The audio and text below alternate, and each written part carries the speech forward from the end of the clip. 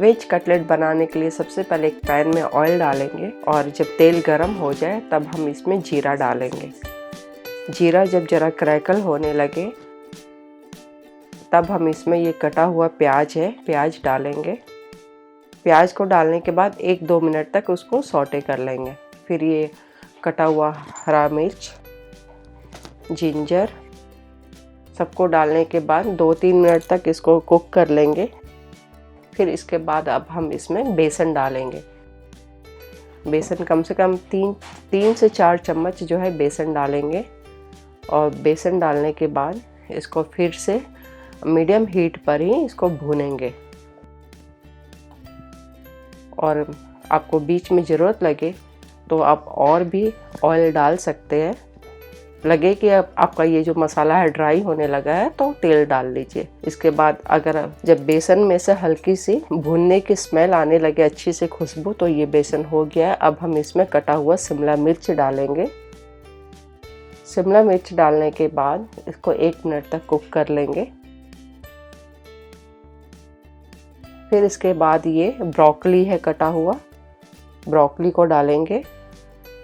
Broccoli डालने के बाद ये हरा मटर है, हरा मटर डालेंगे और फिर अगेन इसको 1-2 मिनट तक कुक कर लेंगे।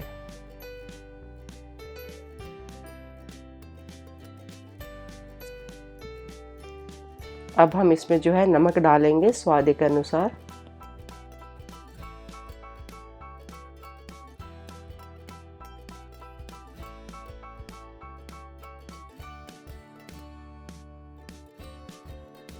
नमक डालने के बाद अब हमें ये ग्रेट किया हुआ गाजर है, अराउंड 3 कप गाजर है, गाजर को डालेंगे।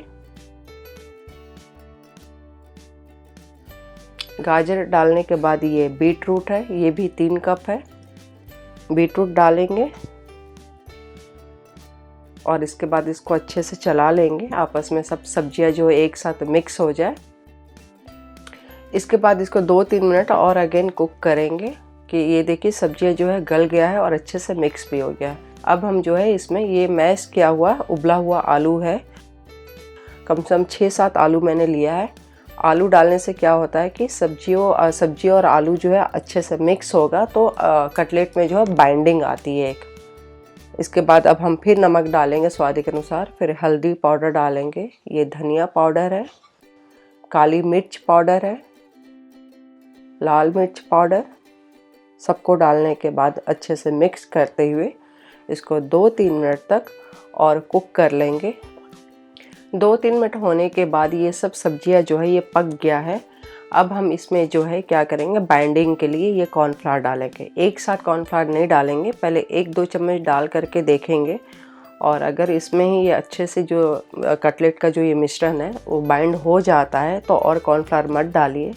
और लगे कि और डालने की ज़रूरत है तो 1-2 चम्मच आप और डाल दीजिए। कॉर्नफ्लावर डाल करके इसको अच्छे से मिक्स करके ये हमारा जो कटलेट का मिश्रण है बन के तैयार हो चुका है। अब हम इसको ठंडा होने के लिए रख देंगे। ये मैंने एक प्लेट में आधा कप बेसन और 1 कप ब्रेड क्रम्ब लिया है। दोनों को अच्छे से मिला करके इसको साइड में रख देंगे।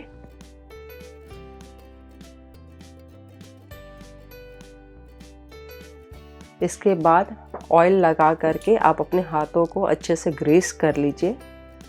ग्रीस करने के बाद एक मिश्रण में से एक लोई लेंगे और इसको अपने दोनों हाथों की सहायता से इसको दबा दबा करके चारों ओर से अच्छे से इसको ऑब्लॉन्ग शेप देने का आप ट्राई कीजिए। ध्यान में रखिए कि कहीं से भी बिल्कुल दरारें नहीं आनी चाहिए और एकदम चिकना कटलेट होना चाहिए, नहीं तो जब हम इसको फ्राई करेंगे तो ये ऑयल में पूरा बिखर जाएगा। अब इस तैयार कटलेट को अब हम ब्रेड चूरा से कोट कर लेंगे और कोट करने के बाद इसको एक प्लेट में रख देंगे। ऐसे ही करके एक एक करके सब कटलेट को तैयार करके रख लेंगे। और अब हम इसको डायरेक्ट ऑयल में नहीं डालेंगे, इसको कम से कम आधे घंटे के लिए रेस्ट करने के लिए रख देंगे। इसके बाद तैयार जितना भी कटलेट जो बनकर तैयार हो गया है उसको मीडियम हीट पर तेल में धीरे धीरे करके डालते हुए इसको छानेंगे और बीच बीच में आप इसको चलाते मत रहिए, नहीं तो कटलेट जो है एकदम सॉफ्ट सा होता है तो वो टूटने का चांस रहता है। बहुत ही ध्यान से इसको हल्के हाथों से चलाइए और गोल्डन ब्राउन होने तक इसको आप फ्राई कर लीजिए।